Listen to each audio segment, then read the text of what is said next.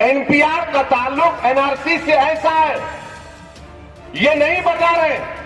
ये आप डॉक्यूमेंट जब दे देंगे तो वो कहेगा कि नहीं, आप जो डॉक्यूमेंट सबमिट किए मैं इससे मुतमईन नहीं, तो आपको क्या लिखेगा? डाउटफुल।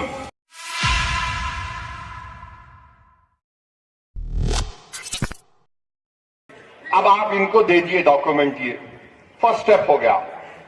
उसके बाद इन्हों क्या करते, एक लो लेवल का ऑफिशियल होगा, वो बोलेगा असदुद्दीन ओवैसी और किसी और गैर मुस्लिम का नाम होगा। वो बोलेगा नहीं, इस पे मेरे को डाउट है।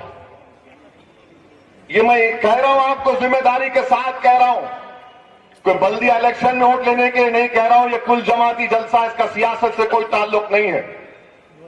ये आप डॉक्यूमेंट जब दे देंगे तो वो कहेगा कि नहीं, आप जो डॉक्यूमेंट सबमिट किए मैं इससे मुतमईन नहीं, मैं इससे मुतमईन नहीं हूं, तो आपको क्या लिखेगा? डाउटफुल। डाउटफुल सिटीजन लिखेगा। अब डाउटफुल लिखने के बाद आज से वो ओहदेदार कहेगा कि असद साहब जरा और डॉक्यूमेंट लाइए, मैं मुतमईन नहीं हूं। अब सिलसिला चला तो लोटे को भी लाना पड़ेगा। नहीं, पर क्या मालूम, उसका टेस्ट करा के देख लो भाई, ये लोटा लेकर गए थे। अगर देखना है तो बैतुल खला की कमोड भी देख लो। डॉक्यूमेंट आप सबमिट कर दिए, उसके बाद उन्हें मुतमईन हो गए, अच्छा है। नहीं हुए तो उन्हें क्या करेंगे भाई?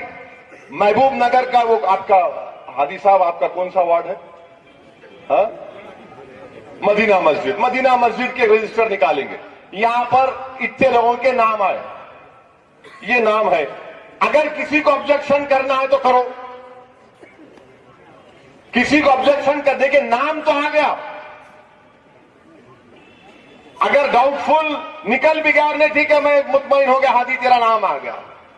अब हादी का नाम और पूरे मदीना मस्जिद के लोगों का नाम लगा दिए। अब जो बीजेपी के लोग हैं, जो हादी से दुश्मनी करते हैं, वो जाके बोले हादी हिंदुस्तानी कहां है? तो पाकिस्तानी है। नहीं, ये अरे है भाई, रूल्स में है ये। ऑब्जेक्शन करेंगे, ऑब्जेक्शन कर दिए और हादी आउट। जब हादी आउट हो जाएंगे तो जब एनआरसी बनेगी, उस फाइनलिस्ट में हादी साहब फॉरेनर हो गए। एनपीआर का ताल्लुक एनआरसी से ऐसा है, ये नहीं बता रहे। और बार बार टीवी पर देखो, आप जो टीवी के एंकर हैं, जो बीजेपी, अमित शाह और नरेंद्र मोदी के बड़े चहीते हैं, ऐसा चाहते हैं कि शायद अपनी औलाद को भी नहीं चाहते, उतना चाहते इन लोगों को, चाहे वो मोहतरमा हो या वो जनाब हो। अगर आप उनके टीवी चैनल पर जाकर वजीर आजम और वजीर दाखिला को बोले तो ऐसा लगता है कि आप उनकी ऐसी मोटी गाली उनको दिए, जबकि गाली नहीं दे रहे आप। उनको क्यों बोलते आप? मैं कई टीवी प्रोग्राम में जाता था, मेरे से पूछ लेते आज ज्यादा उनको नहीं बोलना। मैं किसको? इसीलिए बता रहा हूं कि एनपीआर का ताल्लुक एनआरसी से है, इसीलिए हम एनपीआर के खिलाफ है। और आज मरकजी हुकूमत ने नेशनल पॉपुलेशन रजिस्टर के लिए 3,900 करोड़ रुपए मुख्तसस किए हैं, एलोकेट किए हैं।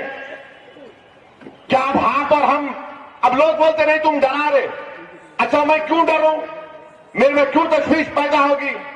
एक मुसलमान बच्ची पांडिचेरी, पुडुचेरी की, आप देखे होंगे अखबार में, गोल्ड मेडल मिला उसको। क्या मिला? Gold medal. सदर जमहूरिया उसको अवार्ड देने वाले थे, गोल्ड मेडल देने वाले थे, तो वहां की पुलिस उसको रोक दी, ये कहकर के बेटी तुम हिजाब पहनी हुई हो और हमको शक है कि तुम अंदर जाओगी तो सीए के खिलाफ कुछ बोल दोगी। जब एक बच्ची गोल्ड मेडल जीती है, कामयाब हुई है, उसको अंदर जाने नहीं दे रहे, तो हम आप पे उम्मीद करेंगे कि एनपीआर जब होगा तो हमारा नाम डाउटफुल में नहीं डाला जाएगा। किसको बेवकूफ बना रहे हैं आप लोग? इस मुल्क को आप जिना के रास्ते पर लेकर जाना चाहते हैं, दोबारा पार्टीशन की रूह को जिंदा कर रहे हैं बीजेपी, इसीलिए हम उसकी मुखालिफत कर रहे हैं।